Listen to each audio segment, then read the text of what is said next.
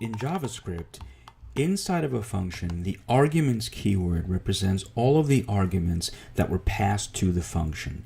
Now, this arguments object is an array-like object. It's not actually an array. It does have a length property, but it's not actually an array.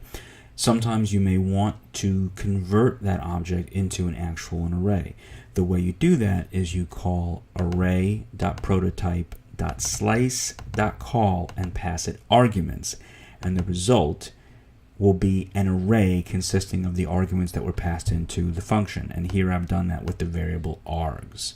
So for this example, I have this function called append arguments, and I'm calling it here and passing it just A, B, and C, the strings A, B, and C.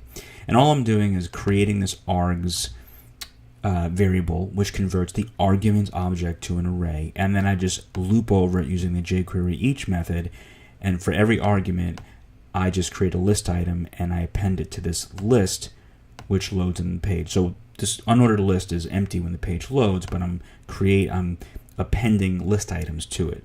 Let's see what happens if I call a different version of that argument. So now I'm passing it the words Monday, Tuesday, Wednesday, Thursday, and Friday, and see what happens. I get those in a list, in an unordered list. And if I do 12 days of the month, 12 months of the year, I get this long list. So the reason that's happening is because whenever I call the append arguments function, I'm getting the arguments here, and then I'm calling array.prototype.slice.call and passing in arguments. And this right here results in an array that contains all of the arguments that were passed to the function.